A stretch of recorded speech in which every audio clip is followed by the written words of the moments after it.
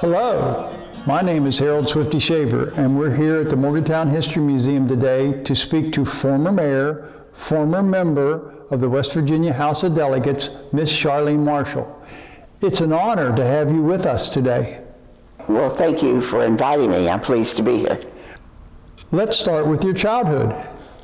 Well, I was born and raised in Osage and had a nice-sized family there. My father was killed in the mines at Osage number 3. We had, at the time that my father was killed, there was, I had 4 sisters and a brother, and I was first grade. And after my father was killed, then of course my mother was a stay-at-home mom. But then of course she had to work, and that's been many years ago, and things were pretty rough. So we all began to chip in to help with things around the house. And I guess from starting to work early, I probably developed some of my work ethics from that. And then about 5 years later, my mother married again, and we had a sister.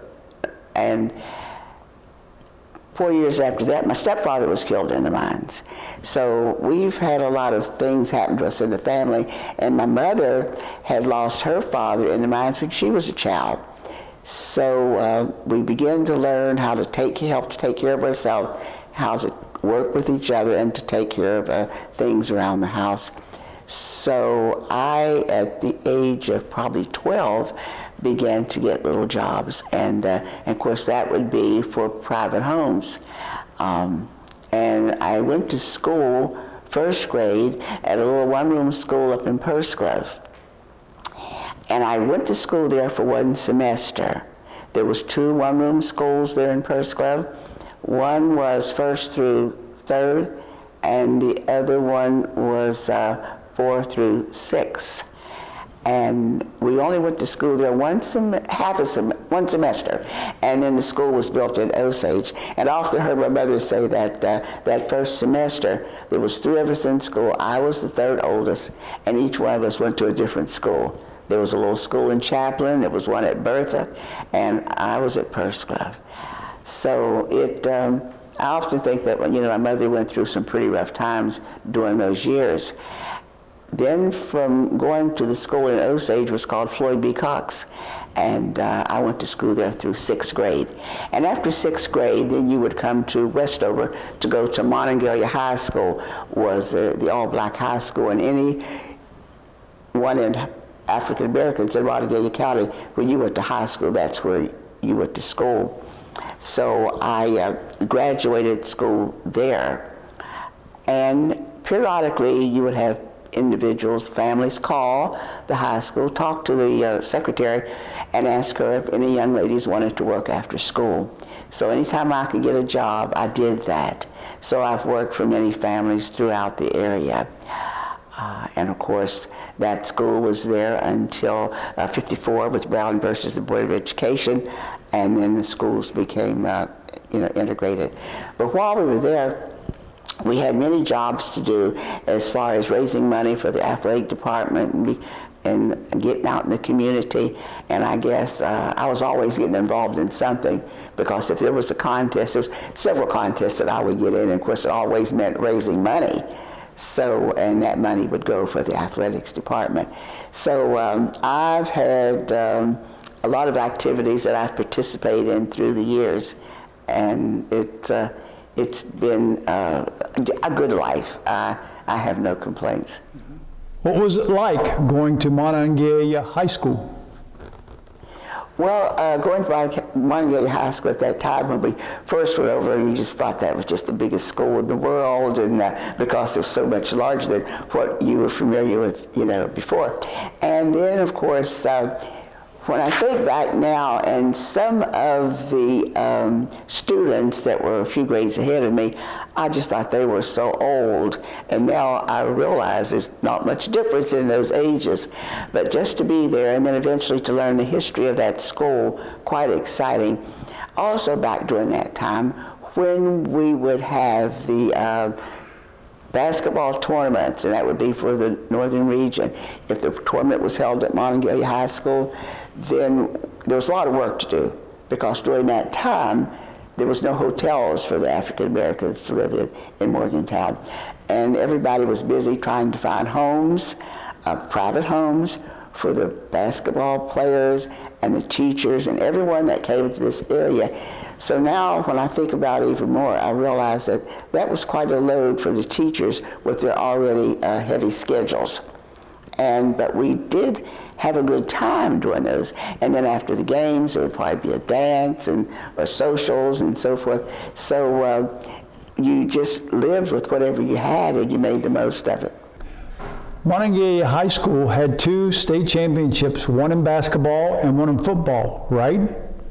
Of course, the football championship team, that happened before I went to Monongalia High. But one of the championship, and I guess there were several state champions, but the basketball champion, I think I was probably 11th or 12th grade, and I had competed in a competition for Miss Monongalia, and that was for the high school. And because I won that title, I was able to go to West Virginia State College with the team after they won that basketball tournament. And it was really an exciting year because Monongalia High played Kelly Miller from Clarksburg in the finals here in Morgantown at Monongalia High School. So then you go on to the state championship, and of course the schools had very little money. So they had one bus that took the team from Morgantown with the cheerleaders and the miss, and picked up the cheerleaders and so forth to the team in Clarksburg. So of course that was quite a ride for going down on the same bus. Then you get to the state tournament, and Monongalia and Kelly Miller end up playing in the finals for the state championship. And then, of course, we come back home together. So that was quite an exciting year for us at that time. Later, I was able to, years later, find in my father-in-law's house, as we were cleaning out papers, and there was a telegram from individual from Morgantown letting him know that Monongalia High beat Kelly Miller in the finals. So I thought it was too expensive to make a phone call, so he sent a telegram. What was the employment situation back then?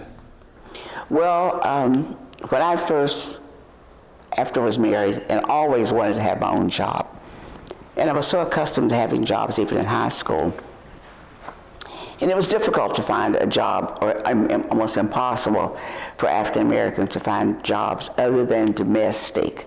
So I've worked for many families throughout the area. And I think as a young child, when I would do babysitting and I would make food for the children, they would tell their parents, maybe they would like my cooking better than the mothers. And there's several young people around here now that, well, maybe they're not so old, but I took care of them as children. And then it got to the place that maybe I, as a young person, I was cooking for some of the families. And because I just wanted to be able to work, there was no place other than that. So at one time, I actually cooked for 2 presidents at West Virginia University. I worked there for President Elvis Starr's family, and I was there when he was, I guess, recruited or whatever to go into Kennedy administration.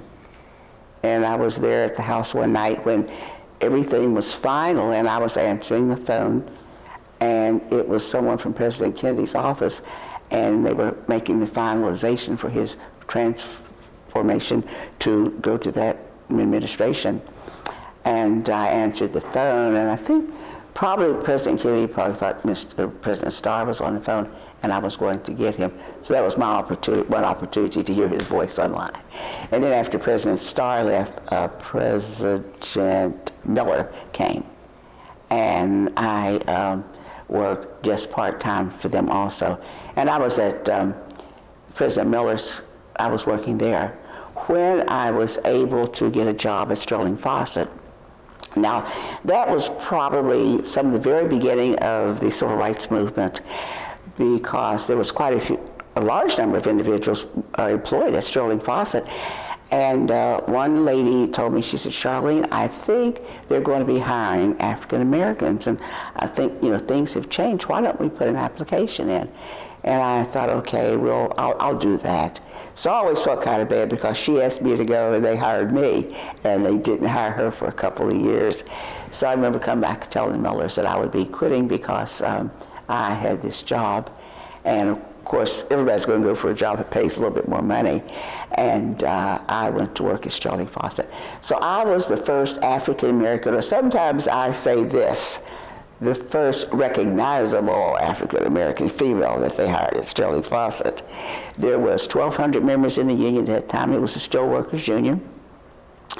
And I went to work on afternoon shift. And again, I never realized until later years that I get involved in something all the time. So I had no idea about what happened in a union.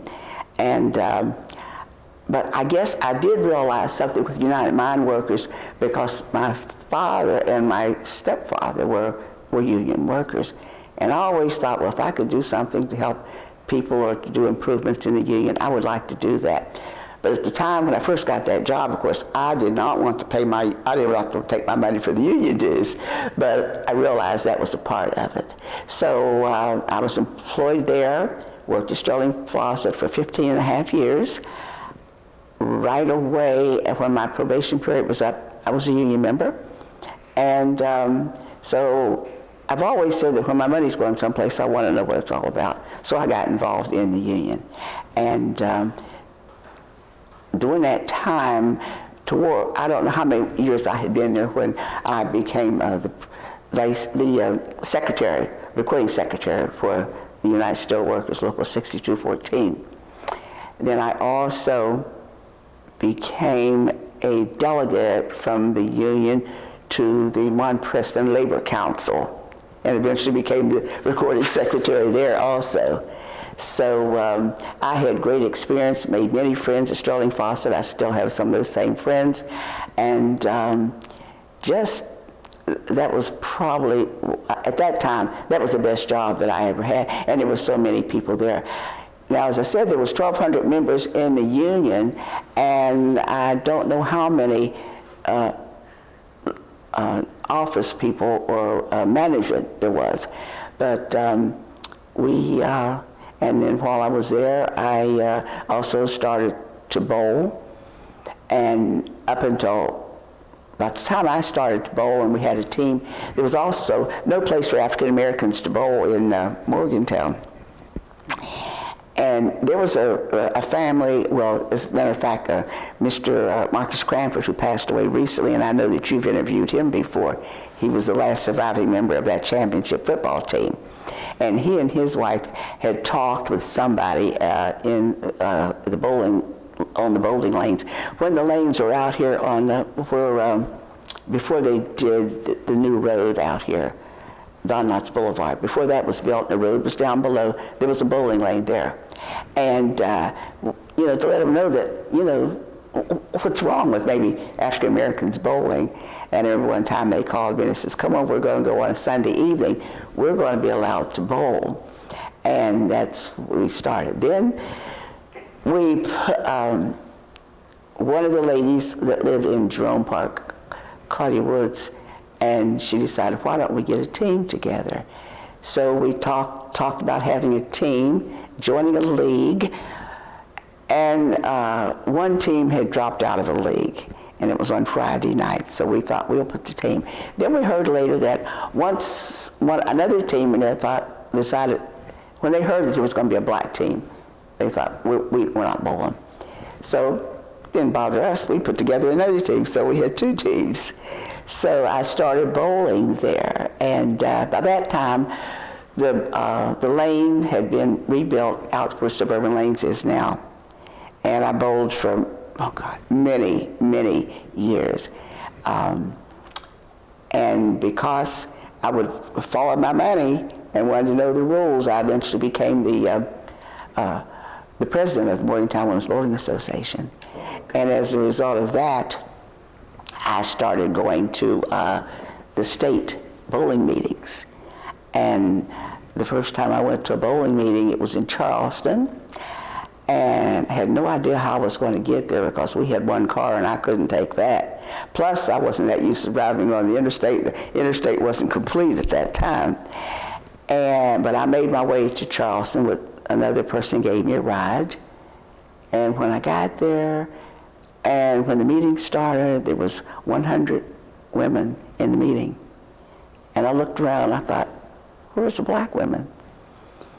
And then the board directors came in, and I still couldn't understand it. There was nobody there that looked like me, and I wanted to know why. So, and going over the rules, I found out that you had to attend at least 3 state meetings before you'd be qualified to go on the state board. And I thought, I'll do that. So the next year, another lady, Claudia Woods, went with me. You had to be elected to be delegates. We went to the meeting, and I told her, I said, next year is going to be my 3rd year. She went with me the 2nd year. Next year, when it's going to be my 3rd year, I said, I'm filling out my papers, I'm getting on that board. So I did that. She nominated me, and I was elected to the West Virginia Women's Board of Directors, and sat on that board for probably 12 years maybe. So I traveled all over with bowling. And then the president of the West Virginia Women's Bowling Association lived in Huntington, and her company moved to another state. So the vice president moved up. And then she called me, and she said, I want to ask you something. She said, but I want to talk to your husband also, because she knew Roger pretty good. And she told him, she said, I want to appoint her as vice president of the Bowling Association, but that means when the tournament comes up, she's going to have to travel every week. Is that okay with you? And of course he said, yeah. I don't know what I would probably kick him under the table. You got to say yeah. But so I became the vice president of the West Virginia Women's Bowling Association and stayed on there for many years, again, traveling so many different states. The farthest I've ever gone to bowl was Bismarck, North Dakota. And we went with, our team would go each year. So I became the vice president and did that for, I really don't know how many years. But in 1991, right after I went on city council, my uncle was here fishing right down here on the river, and he didn't come home late at night, and they went to look for him, and he had had a heart attack and he fell in. And the funeral was the same week as the state bowling meeting, and that was the only one I had missed in years. And I knew that was like first getting involved in politics. I thought, there's going to be people down there campaigning for a new vice president. I had seen the handwriting on the wall. And I told the ladies from Morgantown, I said, I can't go because my uncle's funeral is coming up. But if I get defeated for vice president, just nominate me for a seat on the board. And I remember they said, but that's going backwards. I said, to me it's not. It's me staying on that board, and nobody can tell me when I'm going to get off. I'll decide that for myself. Mm-hmm. So I guess I always thought at some point you take control of your own life and don't let anybody push you around. But as it happened, that was in May, and I had my uncle's funeral. I had already been elected to city council, and then go to council that July the 2nd, 1991, and I was elected the mayor. Well, that pretty much did it for me, because then I was too busy to, take that seat. So as far as I was concerned, that was almost like the beginning of my political life, plus with the elections at Sterling Fawcett, and that's how I began to learn a little bit about Robert's Rules of Order, and to know from going to the union meetings and also going to the bowling meetings, because when we went to those conventions, whatever city we were in, Las Vegas, California, wherever, there was thousands of females there with attorneys and so forth, and it was almost like, the Congress or something like that, probably even more political in those meetings than the legislature and with the lawyers and so forth. So from there, I just continued to be involved. And so in 91, when I first was seated on council, I was elected mayor on the first night, but it took many ballots, many votes to seat, because I got 7 council members, takes 4 votes. And it wasn't just with 1 vote. So there was about 7 ballots taken before the mayor was elected. But I'm also getting a little bit ahead of myself, because when I decided to be a candidate for city council, that wasn't an easy task for me. I had always said I would never run for public office. And at that time they had the group called Cleanup. And I didn't know those people. And I didn't know who was getting involved. I wasn't satisfied with the ones that were seated on council at that time. But I would go to council because one of the presidents for the West Virginia AFL-CIO, Miles Stanley, always told us, you've got to be involved and you've got to know who your representatives are so that you'll know who's out there working for you and you talk with them instead. So as a result, I would periodically go to city council. But at one time I thought I was talking to my council person, and I felt like the person sort of blew me off. And I thought, how could I be so slow not to know who my representatives are? So I went to another council member and I said, who is my council person? He said, you were just talking with him. I thought, this doesn't work then. You don't treat people that way. Yeah. So, but when they called me to see if I would be a candidate, and I immediately said, oh no, can't do that. I won't do that.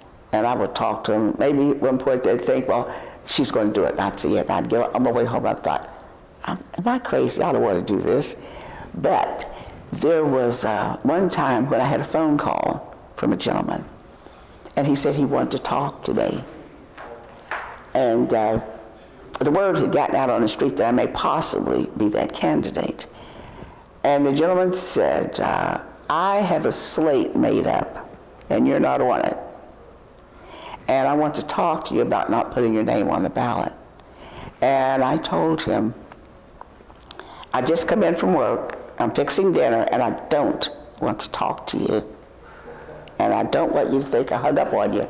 But the conversation just ended, and I hung up. Yeah. And he was out in Seven Crescent. He came across town to Greenmont and rang my doorbell. And I said, I told you I didn't want to talk with you.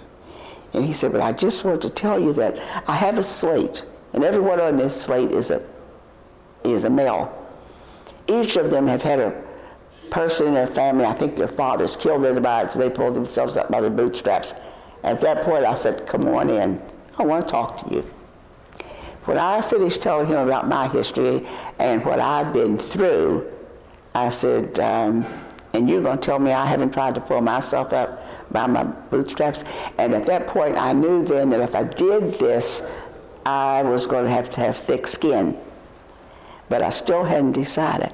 But once he left, over the next couple of days, I got 4 phone calls from 4 guys I thought that they were Caucasian, and they told me that I should not allow my name to be put on the ballot because a black woman couldn't win in this town. At that point, I thought, this is what I'm going to do. Yeah. So I told some people just recently, I said, I have often heard Dr. Phil say that his dad used to tell him, never pass up a good time to keep your mouth shut. And I said, those guys passed up a good time, because if they hadn't called me, and with the guy that came across town, I had already decided I wasn't going to do that. So I guess now in a way I'm glad they did call me, because they settled it for me. And from there on, I worked hard. I had many people helping me, and cleanup was just instrumental in helping with the election. And also students at West Virginia University. I was working at the Mountain Lair at that time, and the student body, just my first campaign manager was a student at that time. And he's an attorney now, and some of the ones that students that helped me, to me it's been amazing. All of them that I've kept up, and I've kept up with most of them, and they've gone on to do great things, great things. As a matter of fact, the mayor down in Charleston now, she and her husband were in school at that time, and they were great friends of mine. Now, I don't think Amy didn't work on the campaign, but there was some of the young people that I knew that came through at that time who've gone on to do a lot of things.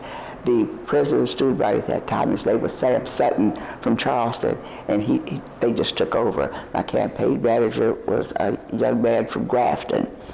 But we worked hard, and I think I had 4 opponents, and we defeated them quite heavily. So it just went on from there. And then so I became the mayor, and I think I was just a nervous wreck that night. And when the vote was taken, and then they start moving my things up to the desk, I thought, why don't we just stop and go home tonight and come back next week? Because I was pretty nervous. But if it hadn't been for the fact that some of the experiences I'd had in the union with meetings and in the bowling meetings and conducting those, sometimes I would take over for the state president if something that she had to do in those meetings. So all of those, that was experience to me, and I've often said that I did not have a plan, but somebody had a plan for me. Yes. And that plan was able to help me to move forward. And the people that I had met along the way, either from bowling, because I would bowl sometimes 3 or 4 nights a week, and then the individuals that I had met at Strolling Faucet that live in this area. And I had taken a lot of classes, maybe a real estate class, or sometimes I'd see something that I would take. Now, I did skip over something, and when I finished school, you know, I couldn't go to the university at that time because of segregation. So I went to the principal that had been at Montague High School when I graduated. He and his wife had offered me to stay with them, and that would be the room and board, and I would come to Bluefield. And I only went there for a short time, and then my stepfather was killed while I was there, and then that was just the end of that. I didn't ever, you know, finish a degree. Mm-hmm. So, but I've tried to do other things to make up for the lack of that. And so many times people would tell me, they would ask me, you know, what was my degree? I said, I don't have a degree. And I've never let anyone think that I did. And so many times people say, but the way you talk, and I thought, do you think people without a degree don't have sense enough to put words in, you know? So I've had some interesting experiences, and the travel that I did with bowling, the unions, and then of course with the legislature. But when I was elected the mayor, at some point, I don't know if somebody asked for a recess or something, but that was a big election. I think we had 28% voters turnout for the election because it was highly publicized. The TV had set up a camera out in the parking lot, and they wanted to break because everybody was waiting to see what happened in Morgantown. And I remember the TV reporter asked me, they wanted me to come out to the parking lot. And he said, now as a member of, as a university person, how do you think you're going to get along? Because so many people always thought you don't elect anyone from the university. As a worker, the university would run the city. And I said, no, you stop right there. I am not a university person. I work at the university. I said, I've lived here all my life. I'm from Osage. And just because I work at the university doesn't mean I'm a university person. And there was others on council too who were employed at the university. I said, you know, we will try to bring the university and the city together. While mayor and West Virginia House of Delegates member, what was your vision for the Morgantown area? Well, we'd always hoped that, you know, we'd see growth in Morgantown. And there were some areas that we were hoping to revitalize, and that was really one of the things when I first got started. Because when I would visit city council as a citizen, we had some issues in the area with dilapidated housing and so forth, and that was one of the first things. But when we started going to city council with those, we had some neighbors, and we formed an association over in Greenmont, and we wrote letters, and we had a little secretary, and we took the letters and gave them to each council member and the city manager and the clerk. And I would go back each week of city council to see if anything was happening, and then we thought we would, maybe we would just continue hoping they would. And then people started contacting me in other areas and wanted to know, how did you start your association? And I remember one time I was down in Marilla, and I was just different places telling them how we started. But at that point, I still didn't have any intention of being a council member, but just hoped to get some things going. And of course, as you know, then we had the election, and it was just so well organized. And then we succeeded with that. Then I was elected the mayor. But I had no idea the first night. Well, I knew that I was the first African American to serve on council. And then later, people contacted me, and one lady in particular, Carolyn Bailey Lewis, and she said, "Do you realize that you're probably the first African American female mayor in the history of West Virginia?" And I said, "No, I figured someone else had done this before." She said, so she had done some checking. She says, "No." But down in Charleston, when I did go down there, several commissioners down there, they always referred to me as the first African American mayor of a major city in West Virginia. And I thought, oh, and of course they all said we have 5 major cities: Charleston, Huntington, Morgantown, Parkersburg, and Wheeling. And so I was the first African American mayor of a major city. I see. So, that's how they would refer to me. But as to what we wanted to do, there was, of course, a lot of citizens complaining about the housing in Morgantown, that the landlords had turned houses into, there were so many people in one house possibly. We did some things there, and all of the, and you remember now this has been 20 some years ago, all the particulars I'd have to really go back and research, but in some areas where people would say that there's so many people staying in this one house, and all of them have cars, and the streets are full. So then, so we did a number of things there. There was a lot that had to be done as far as the employees had not had a raise for a while, and then of course 5 weeks after the new city council was seated, the city manager resigned. So then we were looking for a new city manager, and we started that search and did that nationwide and had 130 some applicants for that. Then we started the process of elimination, and of course ended up with Dan Boroff, I thought just the greatest city manager ever, and he was in Clarksburg. So then of course the people on city council in Clarksburg, Jim Hunt, and they would always tease me about stealing their city manager. But and I've said repeatedly, the council that went in '91, and then we hired Dan Boroff, was the thing that turned this city around. And from there on, we started to see, I think, a lot of improvements. We were able to do more new vehicles for the police department, the fire department, the city residents, the employees had a raise, and things just really was turned around.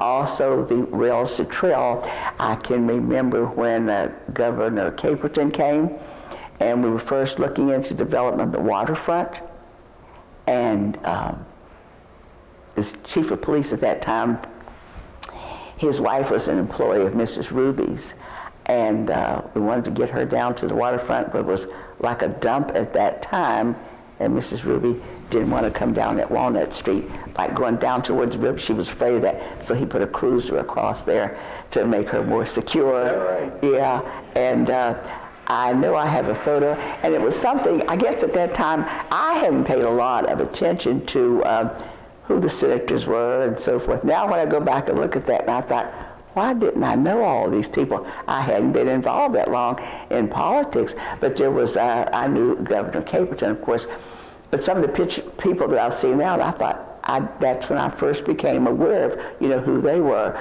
But Governor Caperton was there, and Mrs. Ruby was there, and we were beginning to get things together. And of course, we know Florence Merrill and what her part was in first going down there, doing things in that park, and then we, that was just a major thing. We also had some complaints about when they were going to do the trail, if we changed zoning on some of the things and so forth. And people would come back and say, well, there may be some people that will sue us if we do this. Or so I said, well, all I can say is bring it on, because that's what we're going to do.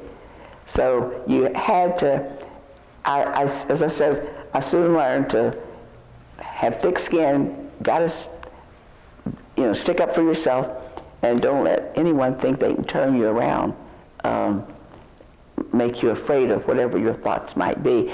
Also, where the waterfront is now, I remember one time when I had a communication from the United States Postal Service, and they were informing us that a gentleman was coming to Morgantown, and they wanted to talk to the city, and they were going to put the distribution center down there.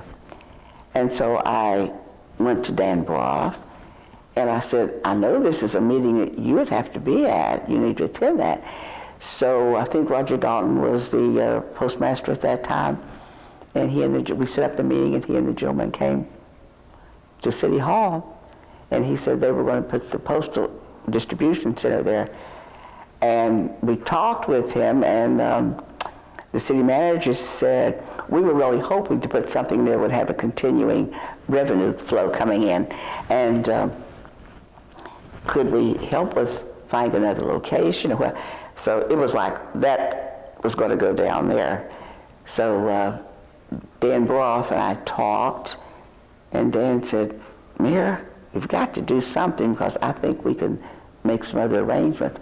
So wrote several letters, but one letter went to Robert Byrd, J. Rockefeller, and one other congressman. But and after a number of weeks trying to do something with the Postal Service, but I think once Byrd got involved, we got a call that it wouldn't go there. And then there was others who had the next right to that. One of them, I'll never forget, was Kroger Company out of Cincinnati headquarters. And one day at home, I got a call from the Kroger Company, and the same letter after that had gone to them. And they called, and they said that Morgantown had been good to Kroger's, and they had 2 stores here at the time, and they were looking for a third place. But if that spot would serve Morgantown better, they would relinquish their rights to that. So there were several different things that went into getting that property for the waterfront. And at one point, I remember being in a meeting years later where a distinguished person here was trying to tell me, trying to change my mind on a vote someplace in the legislature, and talk about the people that could do things. And he said, just like this, we were at the waterfront, just like this, and how, gonna tell me how the waterfront came to be. And I said, where were you a few years ago? And this person wasn't in Morgantown. And I said, well, let me tell you where I was. I was right here, and let me tell you how this building happened to be. So I don't make an attempt to be like a smart aleck, but when somebody's going to tell me something and I don't think they have it right, I feel like it's my job to correct you. Did the city council get along together back then? I felt as if we worked together very well. Now, I'm not going to say that we agreed on everything, because for a while, now, of course, I was there for 7 years. 7 years and a few months, really, because so many times people say, well, how long were you on council as a council person? how long were you there as mayor? Well, the first night I was elected mayor, and I was elected mayor 7 years in a row, which broke a record for Morgantown. No one had ever been mayor more than 5 times. And they told me I broke an almost 200-year record by staying 7 years. So then when I won the election for House of Delegates, primary election, so that May, I nominated Dr. Scafella. So I was only on council as a council person from July until November. I didn't resign until I was elected. I didn't want everybody to think that I just knew I was going to get elected. I waited until I was elected. But we did very well, and we listened to the city manager, because I think all of us respected Dan Boroff's decision, and we had made some great decisions. Now, we didn't just, there was a lot of questions asked, and you tried to make sure we were doing the right thing, but I think Mr. Boroff led us down a good trail, and we made a lot of good decisions during the time. And when we first were looking for a city manager, we had a part-time, or a lady who had been assistant manager who sat in that position from like November until the spring of '92 when he came on. But right away we could see, I always said that he hit the ground running, and we could see a lot of good things happening during that time.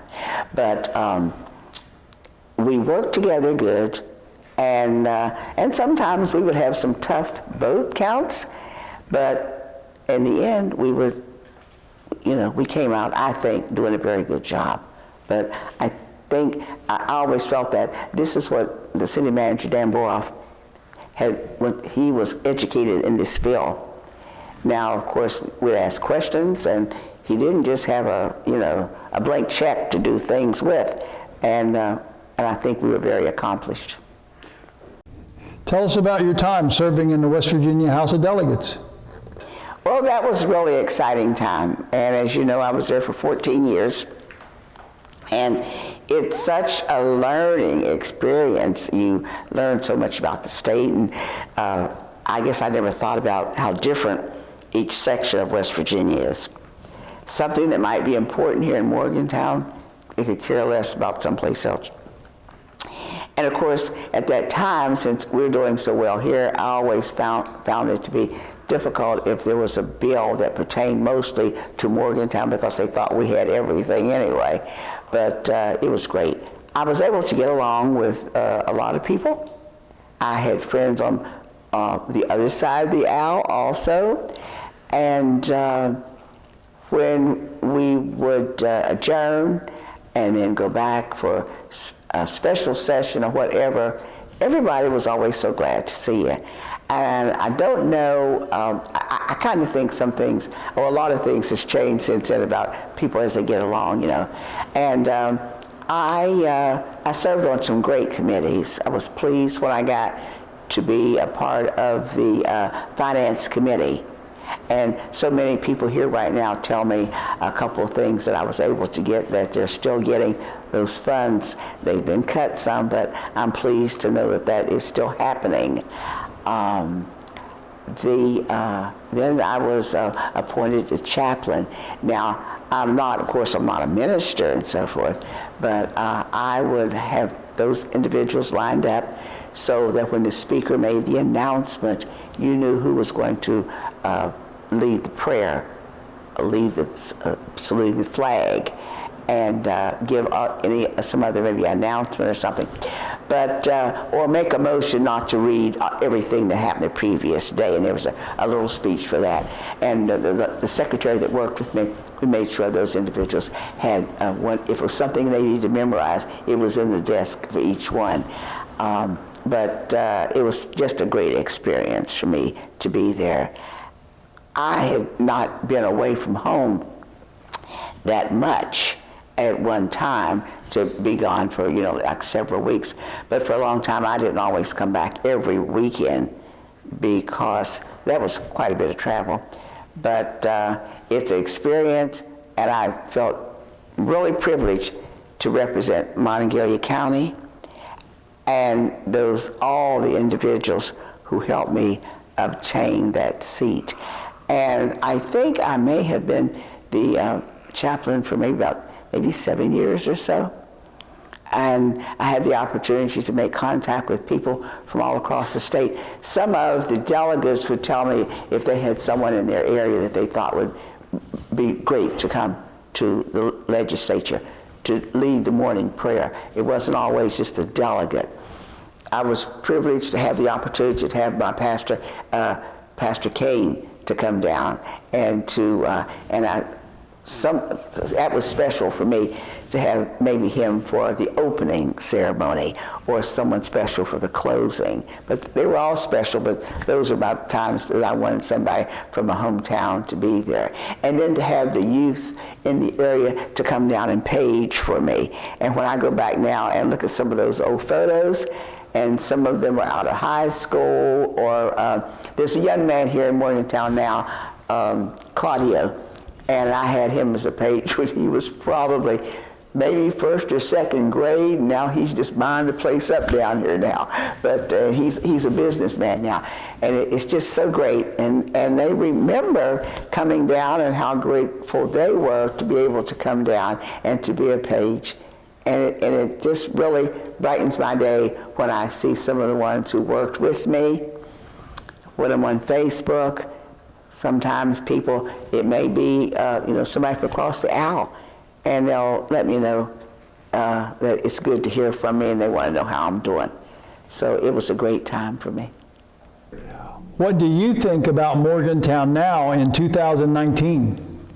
Of course, we just had another election, and I think we have some great people. I see we have a new person in the 6th Ward, and the 6th Ward was a ward that I represented for 7 years. So I'm hoping that we will continue to see some great things. We had some growth, and I've talked with a few of the people who are on council, and I know they continue to talk about annexation. And we did annexation. As a matter of fact, I don't know if we did the largest annexation in the history of Morgantown, but we did have a large annexation during that time. And some of them I've talked with about some of the things that we did not do and some of the property that we did not get annexed. But some of that property was federal property. And so there may be some decisions, or maybe some people will change their mind about what they think they should do. What's the current state of the African American community in Morgantown? We have, I guess so many times new individuals will come into the area and don't want to know, where, when I say some individuals, African Americans, and they don't know how to get in touch with other people or where maybe some African Americans might be. So right now I think there's more African Americans here than a lot of people think, but it's pretty much scattered out. And I think we try to come together. We have an active NAACP now, and for a number of years I was the president of NAACP until I became the mayor. Mm-hmm. And I would always go to Frank Cleckley, the late Frank Cleckley, for some advice and so forth. And of course, he's someone that we all miss. But we recently have a new president in NAACP, and we're trying to move ahead. And at some point, there's a men's group, and they had a great picnic or a great affair last August where we try to bring people together in the community. Now, things are not perfect, of course. I don't know if there's any such thing as a perfect thing, but I believe things are much better than they used to be, because way back in that time, the late 60s and so forth, we were trying to break down discrimination in the hotels and the restaurants and things and so forth, and I think we did a good job.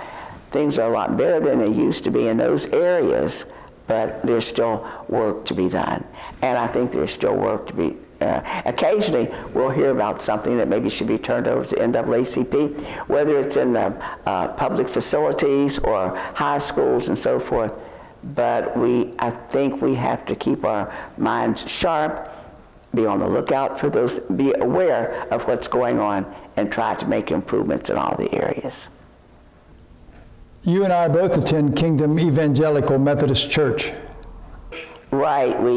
As a matter of fact, we just sit right across the aisle from each other, and I've been attending a Kingdom as a member for about 17 years, and of course they've grown so there. And when I first went to Kingdom, I didn't really go to be a member. I heard of a young man that was going to be speaking, and I thought, well, I'll go and hear him, And I went one night and went back the second night. And then I thought, I don't know if I'm going back anymore. And I thought, wait a minute, I have never heard the minister over there, but I had met him. And this is like 17 or 18 years ago. And of course, when I went, there was nobody there that looked like me. There was no other African Americans there. And I heard Pastor Kevin, and I thought, I like the way he presents the message. And I've been there ever since. And there's more African Americans attending now. Now there's a number. You're right, there's a number. And the congregation has grown, so I don't know what the number was when I first started. Probably, I don't know if we had 300 or 200 or whatever. And then my husband began to go also, my late husband, and Pastor Kane also did the eulogy for my husband, and the church was full. So many people, and that's been 11 years ago, and so many people tell me to this day, they said, you don't have fun at a funeral, but they said they thought that was just that funeral was something they'll never forget, and they thought that Kevin did such a great job. So how's retirement going for you? Well, I'm enjoying retirement, and I, of course, at my age, I'm not on the highway like I used to be alone. So if I have a ride someplace, or there's a couple here, Diane and Kenny Jackson, Diane Lewis, and they will take me different places. And I said, no one's going to have to tell me they want my keys. I don't want to be that driver going to D.C. anymore, or driving down to Virginia like I used to. So when I need to go someplace, if somebody's going that way, I'll be in the car. And you and I see each other at Scott's Run Museum. Oh yeah, and that's always such a great place to go. And I tell so many people that there's so much history out there. And then to go through that area and to see when I was growing up in Osage, the way it was, and how you used to have the road to go to Chaplin, and how everything has changed so. People who were not there before, they can't even imagine. And also there's a young man at the university, and he's been telling me he wants you to go out to Osage with him sometimes, and he's going to video where some of the business were, because most people, to see it now, you would never know. I have counted, there used to be 7 grocery stores there, and there was a cleaners and a post office, and at one time there was 2 theaters, 2 dentists, 2 clothing stores besides the company store, and the spots. How many shoemakers? Oh yeah, 2 shoemakers, yeah, and shoemaker, and the one remains. Yeah. But it was just a thriving place, and a state store, but there was a lot of business out there, and some people just can't even imagine. That was one of the examples of a state road going through, which was an improvement for the traffic, but wiped the town. Yeah. Osage was already integrated back then. Oh yeah, oh yes, because at Osage, and there were the company houses, it was just a mixture. And there was only one section I remember that maybe was separate, and that was probably up towards Purse Club. And where the highway goes through there now, that hillside was peppered with houses. There were so many houses there. And then on the other side, you'd have a lot of houses, and maybe they would be mostly African Americans. But that's the only place that I can remember where you go up to Cassville, and it was a mixture, both. But that one place in Pursley, I've often wondered about that. But where I lived in Osage, and then when we would get out of school, we played together. Played ball and up and down the hills and so forth, sled riding. And so many times people will ask me, well, how did you feel about going to school and you didn't go, you had to go to, I thought as a kid, you had nothing else to compare it with, so what are you going to think? You went to school. So, but it was, we survived and had a lot of things that, when I think back now, sometimes I think, how in the world did we do that? Some of the things that, we did. What was going on with the Metropolitan Theater while you were mayor? Well, Mr. Yago had started a campaign to, and we had the little popcorn boxes sitting in different stores to collect money to hopefully be able to purchase that. And it was such a good thing. And then they had several boards to try to preserve the Metropolitan Theater. And then there came a time that Mollahan was able to get, I forget the exact amount of money, so I don't want to say, to start to purchase the Metropolitan Theater. And there were some people even at that time, and right after I left council, that thought that the building should be torn down. Someone even indicated that maybe we should put a community garden there. But that building it's such a beautiful building. But we had the first check. And of course the money had to be funneled through the city. So Dan Boroff was there. We had the check and one committee, and I have a photo of that. It was in the Morgantown paper. And the committee was there they went in and cleaned off the stage, put one table there. Mr. Yago was there, Mr. Kamansi, and myself. And I had the check to pass off to Mr. Yago, and then he passed it off to Mr. Kamansi for the payment for the beginning of paying for the theater. The whole committee was on the stage, but I've told many people, I said, it just gave me cold chills to sit there. I said, now here's this little black girl from Osage. Years ago, I had to sit up in the corner, and today I sat there with a check to buy the place. That's I awesome. said, you never know what's going to happen in your lifetime. How did the book Our Monongalia come about? Yes, we had a number of complaints from some of the African American students and just African Americans in general of things that was going on in some of the stores. People, I guess a lot of people don't realize that sometimes African Americans are watched in stores. That African Americans may, if you're trying on clothes and so forth. So there was a time when that's one of the things that was, I don't know how bad it is right now. I haven't heard complaints, but some things are going pretty bad. So we formed, and I think Dan Boroff mostly put this together, from different walks of life, university, just business, everybody. And we had this committee, and we talked about things going on in this area. And then at some point it was a suggestion made, has there ever been a book written about African Americans in Monongalia County?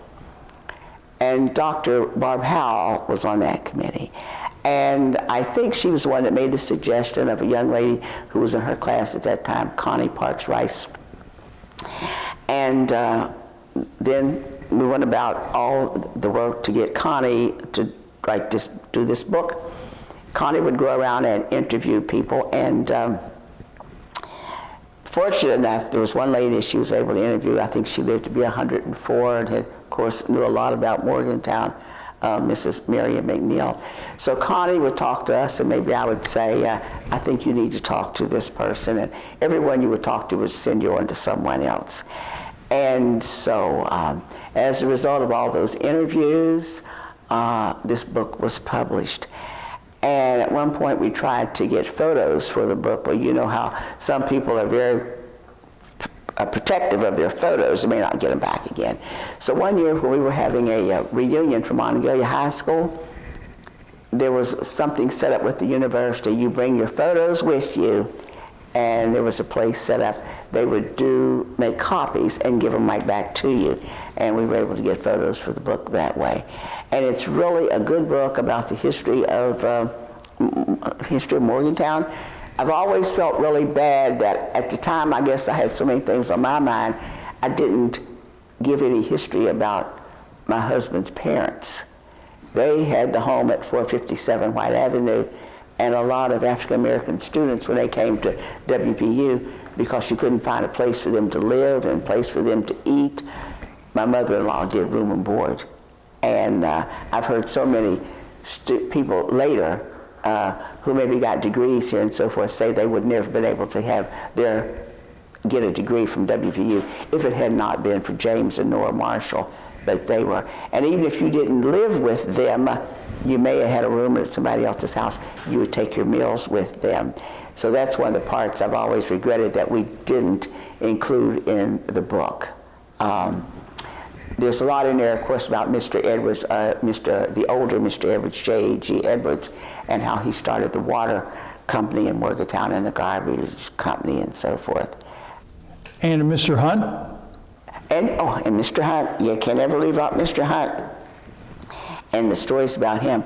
I had a great opportunity that one of my good friends was Mr. Hunt's granddaughter, and she was my good friend in high school. And I used to visit her family, her mother, and she would tell us about stories about her dad and the property he had up in Preston County, and how they would go, she said, to the country for the summer. She said, we wanted to stay in Morgantown because there were so many things going on. But his granddaughter graduated high school with me.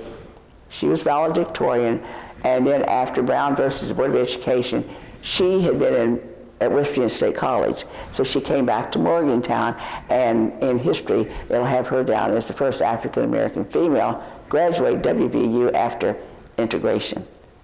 And that was Mr. Hunt's granddaughter, and her name was Annette Chandler. I've sat down and talked to Mr. Edwards' son several times. Okay, Dixon's mother was related to my father-in-law, his brothers. There was four. My father-in-law had three brothers, and they were from Virginia. And when Mr. Edwards started his garbage business and was looking for good, and I guess Mrs. Edwards told him, I've got four cousins and they're good workers, and he brought them to Morgantown to work for him. And they were from Flint Hill, Virginia. Mr. Edwards started by going down to the river and filling barrels with water and selling it. And you know, I don't know what his education was, but evidently he did, of course he did very well for himself, but he had a lot of property on White Avenue. I don't know where else he might have had property, but it was so amazing that with his, they probably had to buy something from him for the water. I don't know the details of that. But none of his property had a water line or a meter in there until he passed. What about Mr. Hunt? He must have been someone so far ahead of his time. There is a building up in Preston County, and then of course I guess there's one out there at the end of as you come to that V where you go to. Yeah, the street's named after him. That street that goes down. Yeah, yeah, that's a Hunt Street named for him, because that street used to go all the way down to Beechworth Avenue until they put Brook Hall there, and that blocked it off. But there was a place out at past Rock Forge, out in that area. When you go to Preston County or another road, there's a building right there. I think it has the Indian head they set on that fireplace. He built that also. Then there's another place up in Preston County that I think that's the place he would take the family for the summer, and he had cottages up there. And some years ago now, because his daughter's been dead a number of years, but she called me from Chicago, and the people that owned that, the guy was a retired state trooper. His wife used to have a place down on the University Avenue, a thrift shop, and the state road was going to go through there, and evidently that building might have been demolished, and they wanted to preserve it. And I was able to talk with someone here that knew about property on the National Register, historical record, got in touch with her, and they didn't take that property. A state road was going to come by there some kind of way.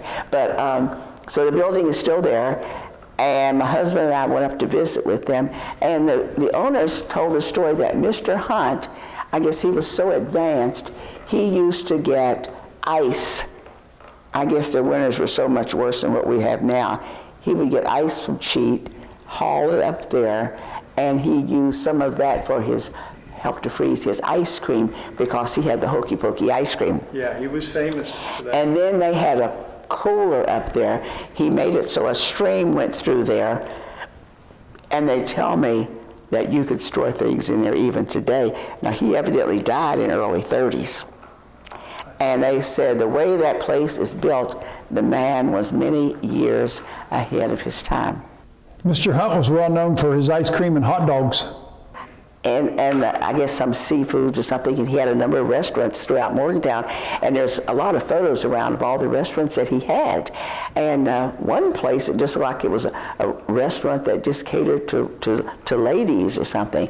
And then, of course, so many people he recruited to Morgantown, and one of them was Johnson. He recruited him from Kansas City, and that daughter was Dorothy Johnson, later became Dorothy Vaughn. And she attended St. Paul AME Church down on Beechurch Avenue, graduated high school probably like early 20s. And she was evidently an excellent pianist, very bright student, and received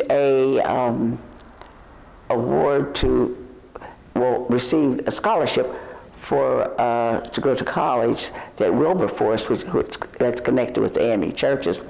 So then when we read about Hidden Figures, and here's this lady from Morgantown, I was just so excited to get some more information about her. And at first I didn't realize this, but one of Mr. Edwards' Mr. Edwards has a grandson, and I can't think of the state that he lives in, but someone sent him the obituary about this lady, and he calls me to say, what do you know about this?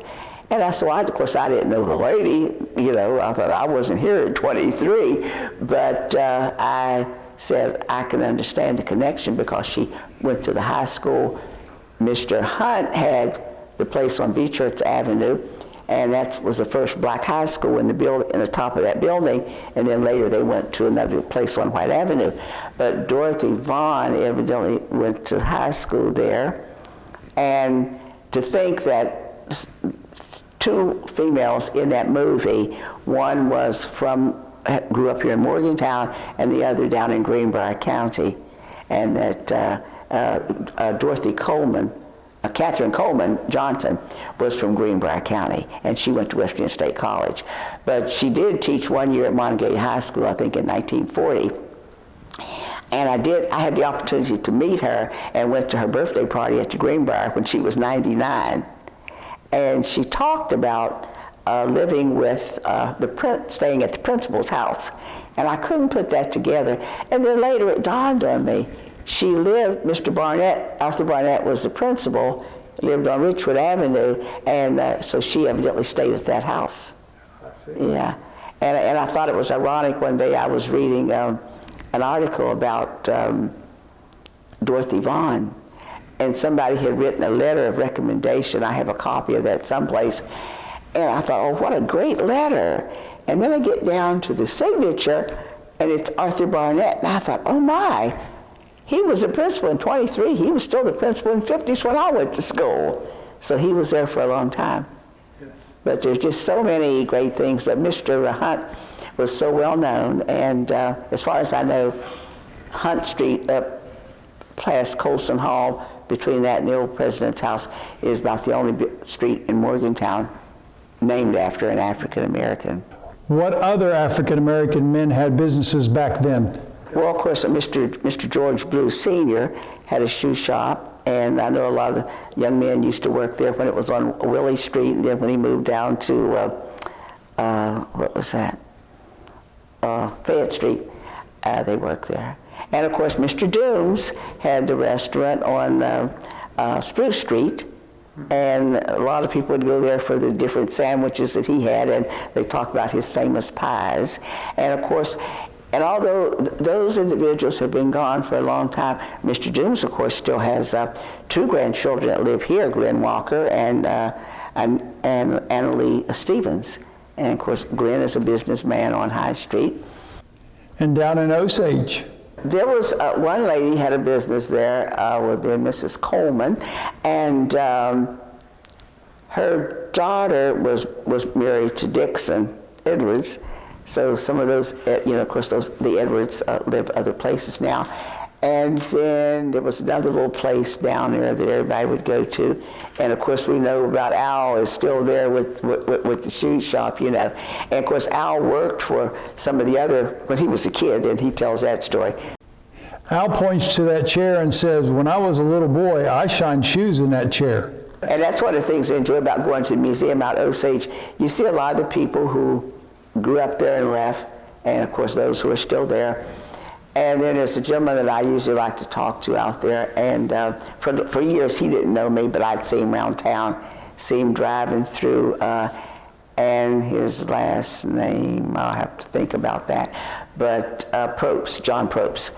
And one day he saw me, I was probably campaigning for something, and I was at a senior center.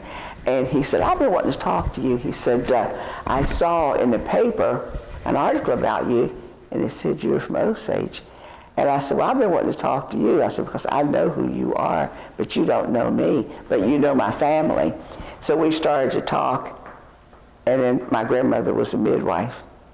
And his mother and my grandmother were dear friends. Oh. Yeah, and when we started talking, he knew exactly who I was talking about. And he remembered my grandmother and my youngest aunt coming to visit their family when they all lived at Osage. So that's a good place to go to get some history and to see the artifacts that Mary Jane has out there. And the one book that someone put together that talks about all the deceased coal miners, how many children they had in their families, and so forth. So it's a great source of history. What do you think of our museum? Well, this museum is just a great place. And I've told so many people, there's so much to learn about Morgantown right here. And of course, you and Pam and everybody is to be commended for the work that you've done here. But no, this is just great, and it's just a great place for us to have here in Morgantown. And hopefully one day we'll see when it's a bigger location. And I know that there's so much more that you all have to show right here. This is great. Tell us about some of the people who have helped you along the way. Of course, my late husband, Rogers Marshall, he would just get so excited. Sometimes I thought, well, maybe I talk so much he wants to get me out, so he'll help me campaign. But he would just leave and put up signs, and he'd work all day. He'd load up the truck with the signs and with things to dig holes with and so forth. And then on election day, by afternoon, he thought all the signs should be down before the polls closed. But he worked really hard in getting that done. My children, our children, were grown before I started politics, and I have a daughter lives here in Morgantown, Gwen Marshall, and she is a graduate at WVU, and she still works at Health Science Center. And our oldest son, Roger Jr., was in the Air Force when I started. He's retired in California now. And my youngest son, Larry Marshall, he was in California too, but now he's back in Ohio, works for the federal government, and he got his degrees in San Diego, and he has his master's, he and Gwen. But my family was supportive of me. And then, of course, I have my sisters. I have 2 sisters in New Jersey. My oldest sister is in Cleveland, June Brown. The next sister is in Willingboro, New Jersey. She and her husband live there. Her husband is retired, Dr. Jess Jackson, not the other Jess Jackson. And Another sister lives in Franklinville, New Jersey.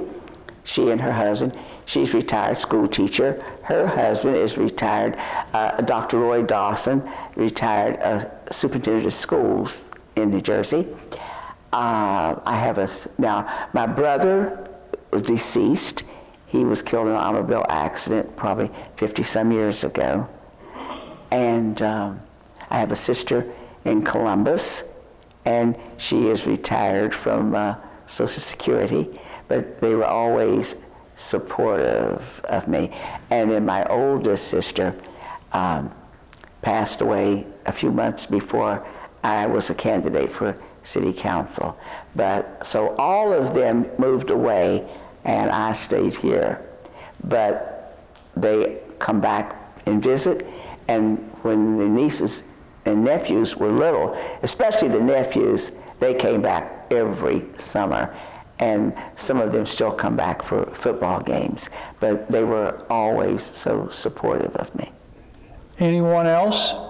As I said before, the student body at WVU, they worked on that very first campaign. And then I had another campaign, again it was a student, was Jeremy Posey, and Jeremy is still around town, and Jeremy worked on it, and everybody used to ask me, where did you get him? He did an excellent job. And some of the students that, when school was out, if they weren't, one student in particular, he finished, and when I told him I was going to be a candidate for the House of Delegates, he lived in Virginia, Caucasian. He came back and stayed with us for 2 weeks to help me get started. So I had a lot of good people. Now, in later years, Bob Music became my campaign manager, and he worked really hard. The late Kerr Cosby worked on my campaign, and Kerr put in a lot of, I was forever grateful to her for her contribution. Joyce Tapper. Bob Music worked on my campaign for a number of years, and he and his wife, Tanya, I always tell them that there for a while, before she started back to work, that if I ate out your house again, it's got to put me down as a dependent on income tax, because I still depend on Bob to help me with a lot of things. And there's been so many, and of course I can't say enough for all of those people, and for Kenny Jackson, Diane Lewis. Diane is a businesswoman here, and they're just there for me. They are there for me whatever I need.